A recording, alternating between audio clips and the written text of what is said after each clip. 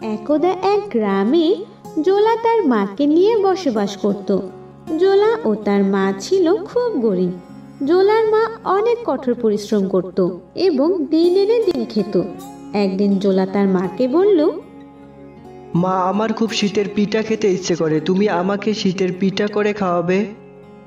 তখন মা অশ্রু চোখে জোলাকে বলে, বাবা, আমাদের তো সামর্থ্য নেই, আমাদের তো নুন আনতে পান্তা ফুরোয়, আমি তোকে কিভাবে শীতের পিঠা খাওয়াবো? এ কথা শুনে জোলা মন খারাপ করে বাড়ি থেকে বের হয়ে হাঁটছিল। বাড়ি থেকে একটু সামনে আসার পর একজন বুড়ি ভিক্ষুক মহিলার সাথে দেখা হয়। মহিলাটি জোলাকে বলে, বাবা, আমাকে একটু সাহায্য করবি? আমি তোমাকে কিভাবে সাহায্য করব বুড়িমা? আমাকে কিছু খেতে দিবি বাবা, আমি 2 দিন কিচ্ছু খাইনি। বুড়িমার কথা শুনে জোলা বুড়িমাকে বলল, তুমি বসো বুড়িমা, আমি দেখি তোমার জন্য কিছু নিয়ে আসতে পারি কিনা। বুড়ি মহিলাকে এই কথা বলে জোলা দৌড়ে বাড়িতে চলে গেল। ঘরে ঢুকে ঘরে থাকা শুকনো খাবার নিয়ে দৌড়ে বুড়ি মহিলার কাছে আসে আর বলে, এই নাও বুড়িমা, এইটা খেয়ে নাও, আমি এর থেকে আর ভালো কিছু ব্যবস্থা করতে পারলাম না। এই বলে জোলা তার হাতে থাকা খাবার বুড়িমার হাতে দিল। বুড়িমা খাবার খেতে লাগলো। খাবার খেয়ে বুড়িমা জোলাকে বলল, আজ 2 দিন পর কিছু খেলাম। এ কথা বলে বুড়ি তার কাঁধে থাকা ছোলা থেকে একটি অদ্ভুত দেখতে বিচি জোলার হাতে দিয়ে বলে, এটা নে বাবা, এটা রেখে দে তোর কাছে। এটা দিয়ে কি করব বুড়িমা?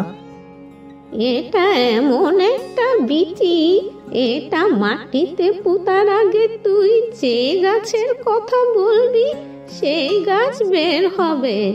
মাত্র 1 রাতের মধ্যে বড় হয়ে যাবে, তোর মনের ইচ্ছা পূরণও হবে।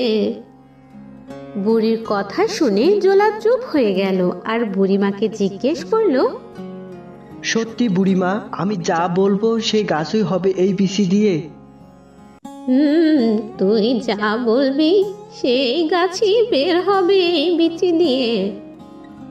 এরপর বুড়িমা চলে যেতে লাগলো আর জোলা সে অদ্ভুত বিচিটি নিয়ে বাড়িতে আসলো।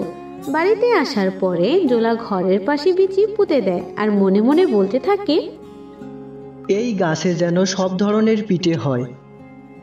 এই বলে জোলা বিচিটি পুঁতে ঘরের ভিতরে চলে যায়।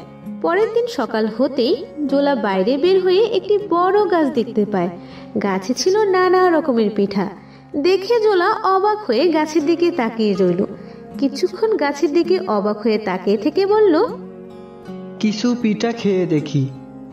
কিছু পিঠা খেয়ে দেখি বলেই জোলা গাছে উঠে পিঠা খেতে শুরু করলো আর মনে মনে বলতে লাগলো, এই পিঠা যদি আমি বাজারে বিক্রি করি তাহলে অনেক টাকা পাওয়া যাবে আর আমাদের কোনো সমস্যা থাকবে না। বাজারে গিয়ে পিঠা বিক্রি করার কথা ভেবে অনেকগুলো পিঠা ঝুড়িতে নিয়ে বাজারে চলে যায় আর সেই পিঠা বিক্রি করে বাড়িতে ফিরে আসে। এভাবেই পিঠা বিক্রি করে আস্তে আস্তে জোলা ও তার মায়ের কষ্ট দূর হয়ে যায়।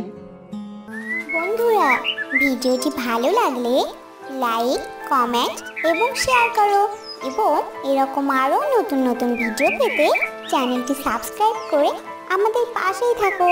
ধন্যবাদ।